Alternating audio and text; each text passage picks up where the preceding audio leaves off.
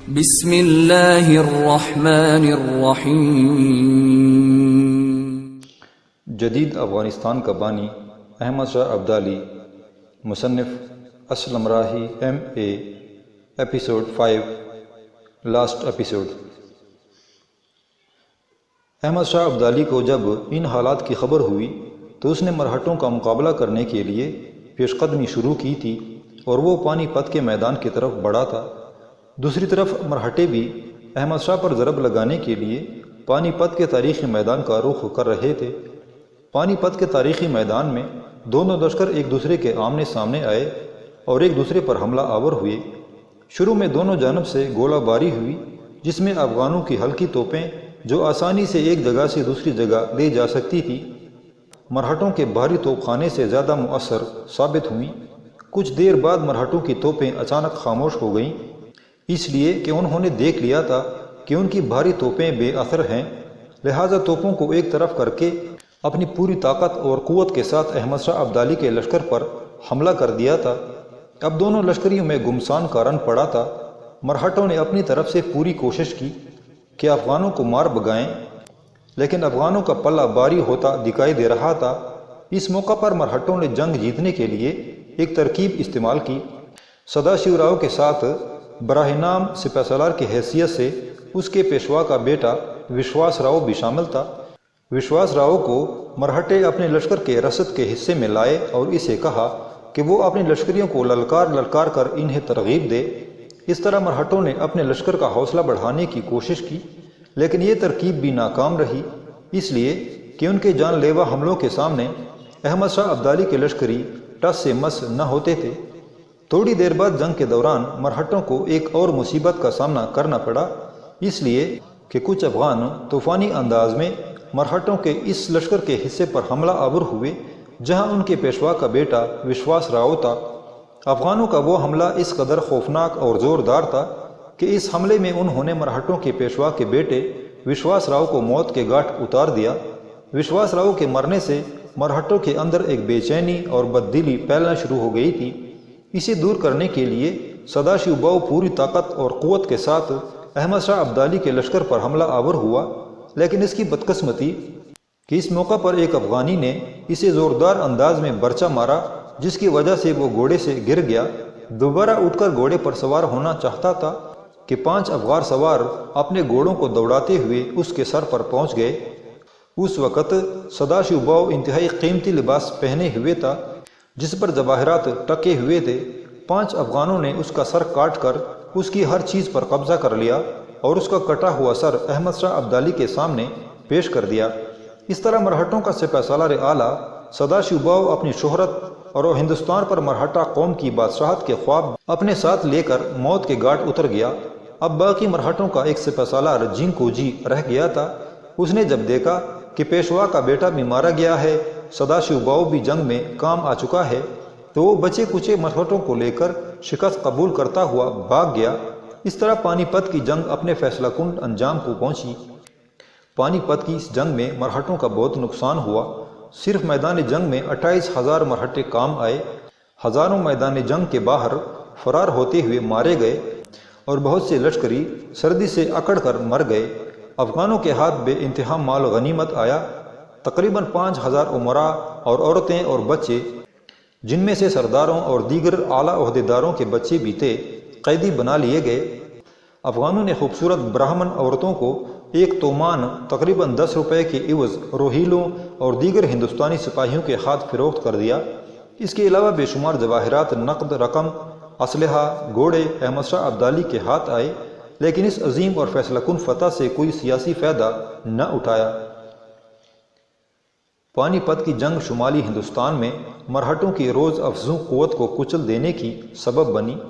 اس وقت تمام مغل سلطنت بھی احمد شاہ ابدالی کے رحم و کرم پر تھی، لیکن احمد شاہ نے اس موقع سے کوئی فائدہ نہ اٹھایا۔ اس کی کئی وجوہات تھیں۔ ایک تو ہندوستانی لشکر احمد شاہ کے تابع نہیں تھا، اور دوسرے احمد شاہ خود اپنے ملک اور وطن سے شدید لگاؤ رکھتا تھا۔ اسے یہ منظور نہیں تھا کہ وہ مستقل طریقے سے ہندوستان میں آباد ہو جائے۔ ساتھ وہ یہ بھی جانتا تھا کہ اتنے بڑے ملک پر قندھار سے حکومت نہیں کی جا سکتی۔ اس کے علاوہ ابھی ہندوستان کو پورے طریقے سے مسخر کرنے کے لیے اسے کئی سال مسلسل جنگ کرنا پڑتی، جس کے لیے قندھار سے کوئی کمک نہیں پہنچ سکتی تھی، کیونکہ بیچ میں پنجاب پڑتا تھا جہاں سکھوں کی طاقت ہر وقت اس کے اقتدار کی راہ میں مؤثر طریقے سے حائل ہو سکتی تھی۔ ہندوستان میں احمد شاہ ابدالی کی دلچسپی صرف پنجاب تک محدود تھی، جہاں وہ اپنے اقتدار کو اور بھی زیادہ مستحکم کرنا چاہتا تھا تاکہ ضرورت پڑنے پر وہ شمالی ہندوستان تک آسانی سے پہنچ سکے اور اس کو کوئی رکاوٹ پنجاب میں نہ ہو۔ اس کے لیے ضروری تھا کہ وہ پنجاب میں اپنے منتظمین مقرر کرے، اور اس نے ایسا ہی کیا۔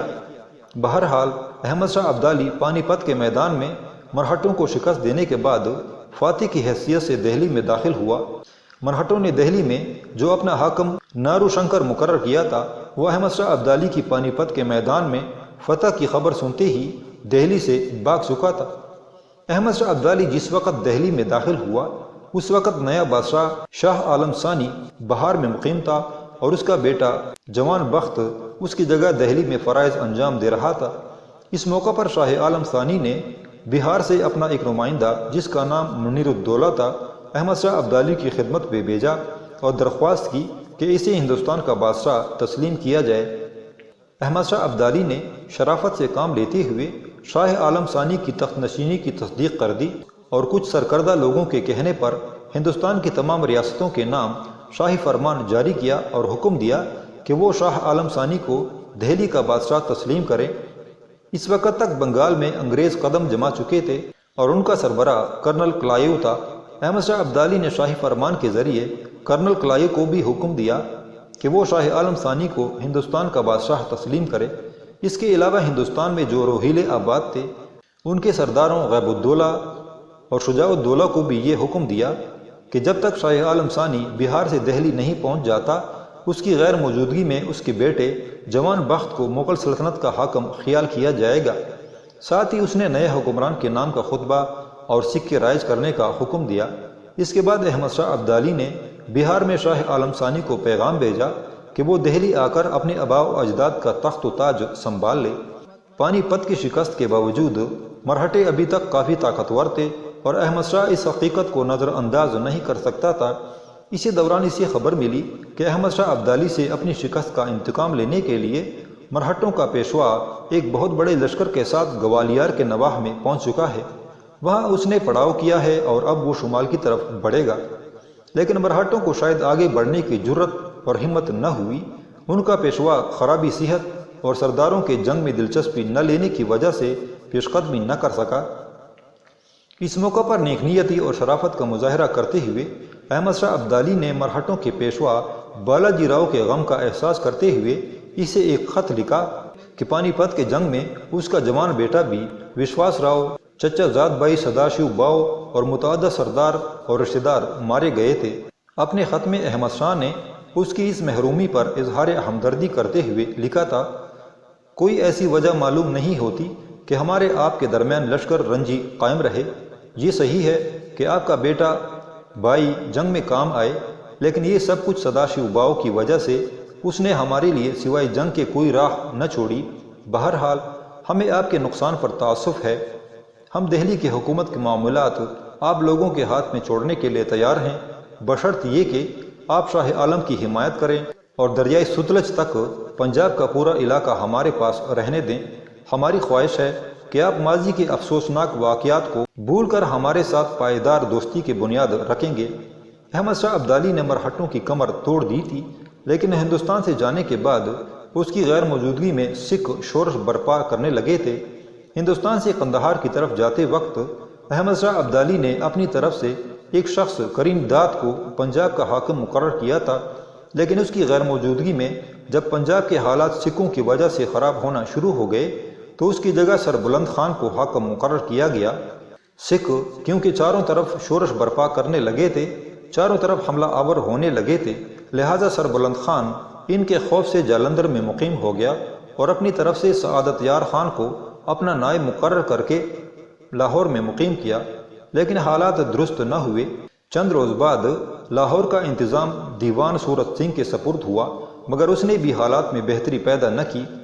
اس کے بعد اس کی جگہ قصور کے میر مومن خان کے لڑکے میر محمد خان کو حاکم مقرر کیا گیا، لیکن وہ بھی سکھوں کے مقابلے میں نہ ٹھہر سکا۔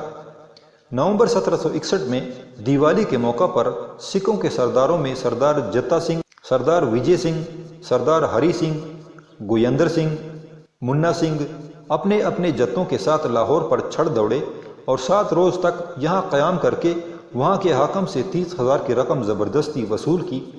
یہ حالت دیکھتے ہوئے کچھ لوگوں نے پھر سکھوں کے حالات درست کرنے کے لیے احمد شاہ ابدالی کو ہندوستان آنے کی دعوت دی۔ ان کامیاب سرگرمیوں کی وجہ سے سکھوں کے حوصلے بڑھے۔ ان کا سردار جتا سنگھ ایک بہت بڑا لشکر لے کر لاہور شہر میں داخل ہوا۔ لاہور شہر کے قلعے پر ابھی احمد شاہ ابدالی کی طرف سے خواجہ عبید اللہ کا قبضہ تھا۔ شہر پر سکھوں کا تسلط پوری طرح نہیں جم سکا۔ اس کے باوجود انہوں نے سردار جتا سنگھ کو سلطان قوم کا خطاب دے کر لاہور کا بادشاہ بنانے کا اعلان کر دیا۔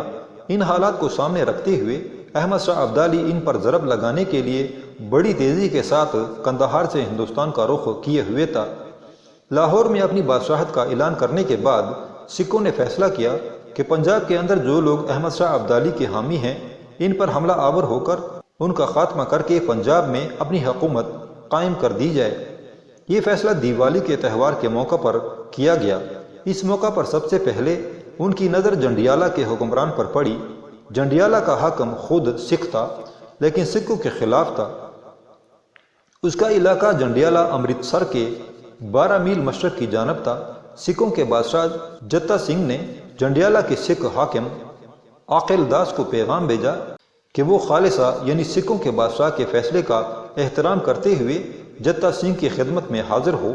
عاقل داس نے ان کی یہ تجویز ماننے سے انکار کر دیا اور تیز رفتار سوار احمد شاہ کی طرف بھجوایا اور اسے مدد کے لیے پکارا۔ اس دوران تک احمد شاہ ابدالی کو سکھوں کی سرگرمیوں کی اطلاع مل چکی تھی۔ وہ اپنے لشکر کے ساتھ پنجاب کی طرف کوچ کرتے ہوئے روہتاس پہنچا۔ اس دوران سکھوں کا لشکر بڑی تیزی سے یورش کرتا ہوا جنڈیالہ کی طرف بڑھا اور جنڈیالہ کا انہوں نے محاصرہ کر لیا۔ لیکن سکھوں کی بدقسمتی کہ اس وقت تک احمد شاہ ابدالی نزدیک پہنچ چکا تھا۔ اپنے لشکر کے ساتھ جب وہ جنڈیالہ کی طرف بڑھا تو سکھ جنڈیالہ کا محاصرہ چھوڑ کر بھاگ گئے۔ سکھوں نے اپنی پوری طاقت اور قوت کو مالیر کوٹلہ میں جمع کرنا شروع کر دیا۔ احمد شاہ ابدالی بھی یہ خبر سن کر بڑی تیزی سے مالیر کوٹلہ کی طرف بڑھا اور اپنے آگے اپنے کچھ سرداروں کو لشکر دے کر روانہ کیا۔ احمد شاہ ابدالی نے جو اپنا لشکر آگے روانہ کیا تھا وہ ابھی مالیر کوٹلہ سے 6 میل شمال کی جانب ایک موضع کے قریب پہنچا جس کا نام کپ تھا کہ سکھ راہ روک کر کھڑے ہوئے اور اس پر حملہ کر دیا۔ کپ نام کے اس قصبے کے پاس سکھوں اور احمد شاہ ابدالی کے ہراول دستوں کے درمیان خوفناک ٹکراؤ شروع ہوا۔ مالیر کوٹلہ میں اس وقت جو سکھوں کا بڑا لشکر تھا اسے جب اس ٹکراؤ کی خبر ہوئی تو وہ اپنے لشکر کی مدد کے لیے دوڑے۔ اتنی دیر تک احمد شاہ ابدالی بھی وہاں پہنچ گیا۔ سکھوں اور احمد شاہ ابدالی کے درمیان خوفناک ٹکراؤ شروع ہو گیا تھا۔ اس ٹکراؤ کے نتیجے میں احمد شاہ ابدالی کے ہاتھوں سکھوں کو بدترین شکست کا سامنا کرنا پڑا اور وہ بھاگ کھڑے ہوئے۔ اب بھاگتے ہوئے سکھ جس بستی یا جس گاؤں کا بھی رخ کرتے اور وہاں قیام کرنا چاہتے تو لوگ مکانوں کے دروازے بند کر لیتے اور انہیں پناہ دینے سے انکار کر دیتے تھے۔ یہاں تک کہ سکھوں کا وہ بھاگتا ہوا قافلہ سپہر کے قریب سبی کے دیہات میں پہنچا۔ یہ گاؤں کوٹلہ کے افغانوں کی ملکیت تھا۔ یہاں کے رانگڑ دیہاتیوں نے بھاگتے ہوئے سکھوں کو گھیر لیا۔ نہ صرف ان کی لوٹ مار شروع کر دی بلکہ ان کا قتل عام شروع کر دیا تھا۔ قتل ہونے والے اور لٹنے والے ان سکھوں کی خوش قسمتی کہ ان کا ایک اور سکھ سالار چرڑ سنگھ ایک بہت بڑا لشکر لے کر پہنچ گیا اور ان سکھوں کی جان اس نے ان رانگڑوں سے چھڑائی۔ دوسری طرف احمد شاہ ابدالی کے لشکری بھی سکھوں کے تعاقب میں لگے ہوئے تھے۔ اس وقت تک انہوں نے سکھوں کی صف میں کئی شگاف ڈال دیے تھے اور تعاقب کرتے ہوئے ایک طرح سے سکھوں کا قتل عام کر چکے تھے۔ بچے کچے سکھ اب برنالہ کی طرف بھاگے۔ برنالہ پٹیالہ کے سردار اعلیٰ سنگھ کی جاگیر میں تھا۔ سکھ جب اس علاقے میں پناہ لینے کے لیے داخل ہوئے تو احمد شاہ ابدالی نے حکم دیا کہ برنالہ کے شہر اور علاقے پر قبضہ کر کے تمام علاقے کو تاراج کر دیا جائے۔ برنالہ کے حاکم سنگھ کو جب ان حالات کی خبر ہوئی تو اپنا علاقہ چھوڑ کر بھاگ گیا۔ یہاں بھی سکھوں کا خوب قتل عام ہوا۔ بعد میں برنالہ کے سردار نے اپنی پوزیشن واضح کرنے کے لیے سرہند کے مقام پر احمد شاہ ابدالی کی خدمت میں حاضر ہوا اور 6,25,000 کی رقم کا شکرانہ پیش کیا۔ ساتھ ہی برنالہ کے سردار نے یہ بھی وعدہ کیا کہ وہ آئندہ مالیہ کا ایک حصہ احمد شاہ کو بیچتا رہے گا۔ اس کی اطاعت سے خوش ہو کر احمد شاہ نے اس کے علاقوں پر دوبارہ اسے حاکم مقرر کر دیا تھا۔ اس ٹکراؤ میں صرف ایک دن 10,000 سکھ موت کے گھاٹ اتارے گئے۔ سکھوں کے لیے یہ ایک عظیم سانحہ کی حیثیت رکھتا تھا اور سکھ اپنی تاریخوں میں اس دن کو عظیم قتل عام کہتے ہیں۔ اس مہم کے بعد احمد شاہ ابدالی لاہور کی طرف پلٹا۔ پنجاب کے اندر جس قدر سکھ تھے، انہیں مرعوب کرنے کے لیے احمد شاہ ابدالی اپنے ساتھ 50 چکڑے لے کر آیا تھا، جو جنگ کے دوران مرنے والے سکھوں کے کٹے ہوئے سروں سے بھرے ہوئے تھے۔ ایسا کر کے احمد شاہ ابدالی ایک طرح سے سکھوں کو خوفزدہ کر کے اپنی اطاعت قبول کرنے پر آمادہ کرنا چاہتا تھا۔ لاہور پہنچ کر احمد شاہ ابدالی ایک بار پھر حرکت میں آیا۔ وہ اپنے لشکر کے ساتھ امرتسر پہنچا اور اس نے حکم دیا کہ شہر کے اندر جس قدر بھی سکھوں کے گرودوارے ہیں، انہیں بارود سے اڑا دیا جائے، اور امرتسر کے اندر سکھوں کا جو مقدس تالاب تھا، اسی بھی احمد شاہ ابدالی نے بروا دیا تھا۔ ہندوستان پر احمد شاہ ابدالی کا یہ چھٹا حملہ تھا۔ احمد شاہ ابدالی کے ہندوستان سے قندھار کی طرف جانے کے بعد سکھوں نے پھر اپنی قوت اور طاقت میں اضافہ کرنا شروع کر دیا تھا۔ ادھر ادھر چھپے ہوئے سکھ اپنی کمین گاہوں سے نکل آئے اور ہر طرف پھیل گئے۔ اس مرتبہ انہوں نے اپنے آپ کو 2 گروہوں میں تقسیم کر لیا۔ ان میں سے ایک گروہ بڈھا دل یعنی بوڑھوں کا لشکر اور دوسرا نردنا دل یعنی جوانوں کا لشکر کہلاتا تھا۔ یہ 2 بڑے گروہ 12 چھوٹے چھوٹے گروہوں میں تقسیم ہو گئے، جنہیں 12 کہتے تھے۔ بڈھا دل نے پنجاب میں مختلف جگہوں پر اپنے مرکز قائم کیے، جہاں سکھوں کے دشمنوں کو سزا دی جاتی تھی۔ نردنا دل کی ذمہ یہ کام تھا کہ امرتسر میں احمد شاہ ابدالی کے ہاتھوں ان کے جو گرودوارے مقدس تالاب بھرے تھے، انہیں پھر پہلی حالت میں لائیں۔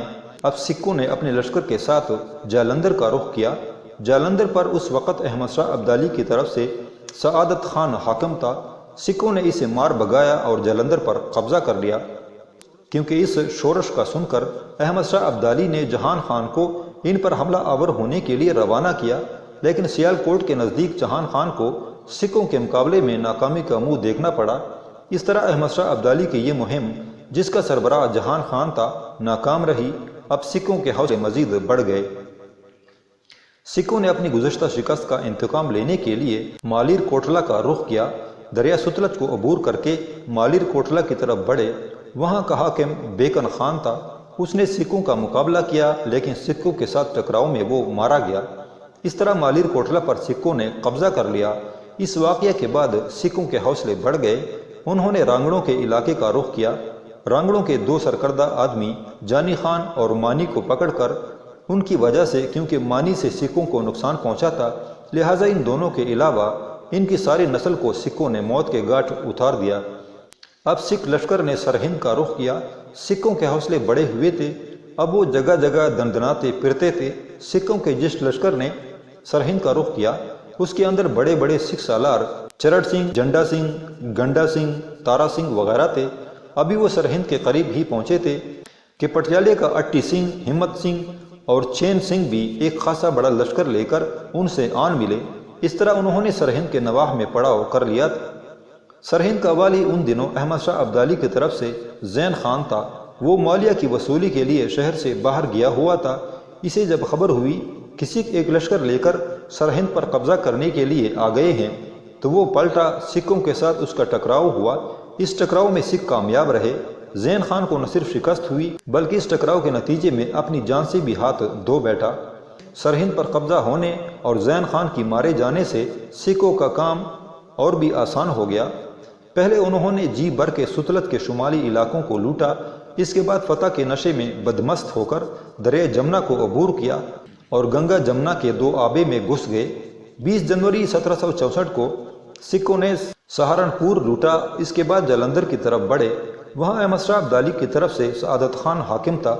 اسے جب سکھوں کی آمد کی خبر ہوئی تو اس نے اندازہ لگا لیا کہ اس کے پاس جو لشکر ہے، اس کے ساتھ وہ سکھوں کو روک نہیں سکے گا، لہٰذا سکھوں کی آمد سے پہلے وہ اپنی جان بچا کر بھاگ گیا۔ جالندھر پر بھی سکھوں نے قبضہ کر لیا۔ اس کے بعد سکھوں نے لاہور کا رخ کیا۔ لاہور پر اس وقت احمد شاہ ابدالی کی طرف سے ایک شخص قابلی مل حاکم تھا۔ سکھ لاہور پر حملہ آور ہونے کے بہانے ڈھونڈ رہے تھے، لہٰذا انہوں نے قابلی مل کی طرف پیغام بھجوایا اور مطالبہ کیا کہ ہم نے سنا ہے گزشتہ دنوں لاہور شہر میں چند گائیں برسر عام ذبح کی گئی ہیں، لہٰذا گائے ذبح کرنے والے تمام لوگوں کی گردن مار دی جائے اور آئندہ کے لیے ان کا کاٹنا ممنوع قرار دے دیا جائے۔ سکھوں کے اس مطالبے کے جواب میں قابلی مل نے کہلا بھیجا، وہ ایک مسلمان بادشاہ کا ملازم ہے، اگر اس نے ایسا کوئی حکم دیا تو احمد شاہ ابدالی اسے بخشے گا نہیں۔ تاہم سکھوں کو خوش کرنے کے لیے ان چند سرکردہ شہریوں کے مشورے سے 2 یا 3 قصابوں کے ہاتھ اور ناک کاٹ کر ان کے سامنے پیش کر دیے، ساتھ ہی سکھوں کو باری ہرجانہ ادا کرنے کا وعدہ کیا۔ یہ بھی طے پایا کہ سردار ہری سنگھ کا ایک وکیل نیک چند لاہور میں رہے گا اور قابلی مل اسی معقول معاوضہ دیتا رہے گا، اور یہ لاہور پر سکھوں کے قبضے کا آغاز تھا۔ اس کے بعد سکھوں نے مزید پھیلنا شروع کیا۔ انہوں نے ملتان کے علاوہ ڈیرہ اسماعیل خان اور ڈیرہ غازی خان پر بھی حملہ آور ہوتے ہوئے اپنی گرفت میں لے لیا۔ لاہور اور ملتان میں جیسے بڑے بڑے شہروں کے علاوہ سرہند اور جلندر کے ہاتھوں سے نکل جانے کی خبر سن کر احمد شاہ ابدالی نے سکھوں سے نمٹنے کے لیے 18,000 کے لشکر کے ساتھ پھر افغانستان سے روانہ ہوا۔ احمد شاہ ابدالی کا سب سے پہلا ٹکراؤ لاہور کے نواح میں ہوا۔ یہاں پہلے تو گمسان کا رن پڑا۔ سکھوں نے پہلے ڈٹ کر مقابلہ کیا، لیکن جب احمد شاہ ابدالی نے ان پر دباؤ ڈالنا شروع کیا تو حسب سابق سکھ بھاگ کھڑے ہوئے۔ اب احمد شاہ ابدالی ان کے تعاقب میں لگ گیا تھا۔ سکھ 32 میل مشرق کی طرف چک گرو کی طرف پسپا ہو گئے تھے۔ ان کا تعاقب کیے احمد شاہ ابدالی جب وہاں پہنچا تو وہ وہاں سے بھی بھاگ گئے۔ احمد شاہ ابدالی آگے بڑھتا ہوا امرتسر جا پہنچا۔ وہاں کچھ سکھ پکڑے گئے، کچھ نے احمد شاہ ابدالی سے مقابلہ کیا اور موت کے گھاٹ اتار دیے گئے۔ امرتسر سے نکل کر احمد شاہ ابدالی نے جلندر دوآب کا رخ کیا، جسے سکھوں نے اپنی طاقت کا مرکز بنا رکھا تھا۔ وہاں بھی سکھوں کو خوب روندا گیا، ان کی طاقت اور قوت کو کاٹ کر رکھ دیا گیا۔ اب سکھوں نے یہ طریقہ پکڑ لیا تھا کہ ڈٹ کر احمد شاہ ابدالی کے مقابل نہیں آتے تھے، ادھر ادھر ہو جاتے تھے۔ جب موقع ملتا چھپ کر اس کے لشکر کے کسی حصے پر حملہ آور ہو کر نقصان پہنچانے کی کوشش کرتے تھے۔ دوسری طرف احمد شاہ ابدالی نے بھی ان پر حملہ آور ہو کر ان کی طاقت اور قوت کو کاٹنا شروع کر دیا تھا۔ احمد شاہ ابدالی نے اس بار بھی سکھوں کی طاقت اور ان کی سرکشی کو کچل کر رکھ دیا۔ ایسا کرنے کے بعد وہ دہلی کا رخ کرنا چاہتا تھا کہ مسلسل موسلادھار بارشوں اور سیلاب کا سلسلہ شروع ہو گیا، لہٰذا احمد شاہ ابدالی کے سالار مشورہ دینے لگے کہ لشکر کو دہلی جانے کے بجائے واپس جانا چاہیے، گرمی اور برسات کا زمانہ افغانستان میں گزارنا چاہیے۔ احمد شاہ ابدالی نے اپنے سالاروں کی اس تجویز سے اتفاق کیا اور دہلی جانے کے بجائے سکھوں کو زیر کر کے وہ افغانستان واپس چلا گیا۔ احمد شاہ ابدالی کے جاتے ہی سکھوں نے پھر شور شرابہ کرنا شروع کر دیا۔ امرتسر کے بیساکھی کے میلے میں سارے سکھ جمع ہوئے اور یہ فیصلہ کیا گیا کہ احمد شاہ ابدالی تو واپس جا چکا ہے، لہٰذا لاہور پر قبضہ کر لینا چاہیے۔ احمد شاہ ابدالی کی طرف سے لاہور کا حاکم قابلی مل اس زمانے میں کچھ لشکریوں کو بھرتی کرنے کے لیے جموں گیا ہوا تھا۔ اس کی غیر موجودگی میں سکھوں نے سردار منہا سنگھ، گوجر سنگھ اور کچھ دوسرے سردار ایک لشکر کے ساتھ لاہور کی طرف روانہ ہوئے۔ پہلے انہوں نے اپنا پڑاؤ باغبان پورہ میں کیا۔ وہاں انہوں نے کچھ ایسے آدمیوں سے رابطہ کیا جو لاہور کے قلعے میں ملازم تھے۔ ان کے ذریعے انہوں نے ایک چور دروازے کو استعمال کیا اور شہر میں داخل ہو گئے اور قلعے پر قبضہ کر لیا۔ اس وقت قابلی مل کا بھتیجا امیر سنگھ شہر میں موجود تھا اور وہ اپنے محل سے نکلا اور شہر کی فصیل سے قلعے پر چند گولے چلائے۔ اس دوران مزنگ کارتار سنگھ ایک تازہ دم سکھ لشکر کے ساتھ پہنچ گیا اور حملہ آور ہو کر قابلی مل کے داماد کو گرفتار کر لیا۔ اس طرح احمد شاہ ابدالی اور لاہور کے حاکم قابلی مل کی غیر موجودگی میں سکھوں نے لاہور پر قبضہ کر لیا۔ اس فتح کو انہوں نے گرو نانک کا عطیہ سمجھا اور اپنے سکے جاری کیے اور اپنے سکھوں پر گرو نانک کا نام گندا کروایا۔ سکھوں کے حوصلے مزید بڑھ گئے۔ لاہور پر قبضہ کرنے کے بعد انہوں نے پٹیالہ اور سرہند کے علاوہ دوسرے بہت سے علاقوں پر بھی گرفت کر کے اپنی حکومت کو پھر مضبوط اور مستحکم کر لیا تھا۔ احمد شاہ ابدالی کو جب ان حالات کی خبر ہوئی تو ایک بار پھر اس نے ہندوستان کی طرف توجہ دی۔ یہ اس کا ہندوستان پر 8واں حملہ تھا۔ احمد شاہ ابدالی نے نومبر کے مہینے کے آخری دنوں میں دریا سندھ کو عبور کیا اور بلا کسی مزاحمت کے روہتاس سے 10 کوس کے فاصلے پر اس نے پڑاؤ کیا۔ یہاں سکھوں نے اپنے مختلف سرداروں کے تحت احمد شاہ ابدالی پر حملہ کیا، لیکن انہیں بدترین شکست ہوئی۔ اس ٹکراؤ میں سکھوں کے کچھ سردار اور کثیر تعداد میں سکھ موت کے گھاٹ اتار دیے۔ باقی ماندہ جو شکست اٹھا کر بھاگے وہ دریائے جہلم میں ڈوب مرے یا قیدی کر لیے گئے۔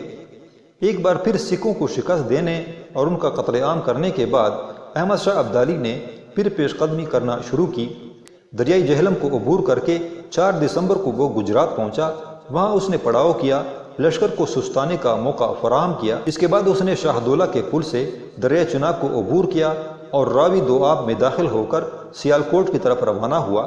یہاں اورنگ آباد، کسرور، گجرات اور سیالکوٹ کے زمینداروں نے احمد شاہ ابدالی سے اس سلسلے میں تعاون کا اعلان کیا۔ اس کے بعد احمد شاہ ابدالی نے پھر کوچ کیا۔ چند روز اس نے ڈسکا میں قیام کیا۔ اس کے بعد اپنے لشکر کے ساتھ وہاں سے بھی کوچ کرتے ہوئے ایمن آباد کا رخ کیا۔ اس کی آمد کی خبر سن کر سکھوں میں کھلبلی مچ گئی۔ اس وقت سکھوں کے سرداروں میں سے صوبہ سنگھ، لینہا سنگھ، گجر سنگھ، ہیرا سنگھ، عجائب سنگھ خاصے بڑے لشکر کے ساتھ لاہور میں خیمہ زن تھے۔ انہیں جب خبر ملی کہ احمد شاہ ابدالی ڈسکا سے ایمن آباد پہنچا ہے اور بڑی برق رفتاری سے لاہور کا رخ کر رہا ہے تو ان کے اندر کھلبلی مچ گئی اور وہ خوفزدہ ہو کر لاہور سے بھاگے اور مختلف سمتوں کو چلے گئے۔ گجر سنگھ قصور چلا گیا۔ صوبہ سنگھ، ہیرا سنگھ اور عجائب سنگھ نے بابا فرید کے پاکپتن کا رخ کیا۔ اتنی دیر تک احمد شاہ ابدالی کے سالاروں میں سے جہان خان اور برخوردار خان بھی ایک لشکر کے ساتھ لاہور کے قریب پہنچے اور شہر میں داخل ہو کر لاہور پر قابض ہو گئے۔ ان قصبوں اور شہروں میں سکھوں کی طاقت کو کچلنے کے بعد احمد شاہ ابدالی نے امرتسر کا رخ کیا۔ یہاں سکھوں کا احمد شاہ سے بھرپور ٹکراؤ ہوا۔ اس ٹکراؤ کے نتیجے میں احمد شاہ ابدالی نے ایک بار پھر سکھوں کو بدترین شکست دی۔ مورخین لکھتے ہیں کہ یہاں 4000 سکھ موت کے گھاٹ اتار دیے گئے۔ اس کے علاوہ احمد شاہ ابدالی نے امرتسر اور اس کے گرد و نواح میں سکھوں کے جو عمارتیں تھیں سب کو مسمار کرنے کا حکم دے دیا تھا۔ قبل اس کے کہ احمد شاہ ابدالی سکھوں کے خلاف ہندوستان میں مزید کارروائیاں کرتا کہ ہندوستان میں اس کے حق میں کچھ سازشوں کی وجہ سے حالات خراب ہو گئے، لہٰذا وہ اپنے لشکر کے ساتھ واپس چلا گیا۔ افغانستان میں 1773 میں احمد شاہ ابدالی وفات پا گیا اور اس کے بعد پنجاب پر سکھوں کا قبضہ ہو گیا۔ احمد شاہ ابدالی بنیادی اعتبار سے ایک سپاہی تھا، کیونکہ لشکر ہی اس کی سیاسی طاقت اور قوت تھی، اس لیے اس کی بیشتر توجہ اسی جانب منعطف رہی۔ وہ اپنے لشکریوں کا بڑا خیال رکھتا تھا، انہیں اپنی عظمت اور ناموری میں برابر کا شریک جانتا تھا۔ ایک بار اپنے لشکریوں سے متعلق اپنے خیالات کا اظہار کرتے ہوئے اس نے کہا تھا، میں بھی ان میں سے ایک ہوں اور انہی کی حمایت اور بلبوتے پر اس مرتبہ عالی تک پہنچا ہوں۔ احمد شاہ ابدالی نے اپنی زندگی کی ابتدا ایک عام لشکری کی حیثیت سے کی، پھر وہ ترقی کرتا چلا گیا۔ جب قندھار میں تخت نشین ہوا تو اس کے لشکر کی کل تعداد 16,000 تھی، اگلے سال 40,000 ہو گئی۔ ہندوستان کے مہمات کے دوران اس کے لشکر کی قوت 12,000 سے 80,000 اور خراسان کی لڑائی میں 70,000 سے 1,20,000 تک جا پہنچی تھی۔ اس طرح آہستہ آہستہ اس نے اپنی عسکری قوت کو اپنے عروج تک پہنچایا۔ احمد شاہ ابدالی کے بعد اس کا بیٹا تیمور اس کا جانشین ہوا تھا۔ ختم شد۔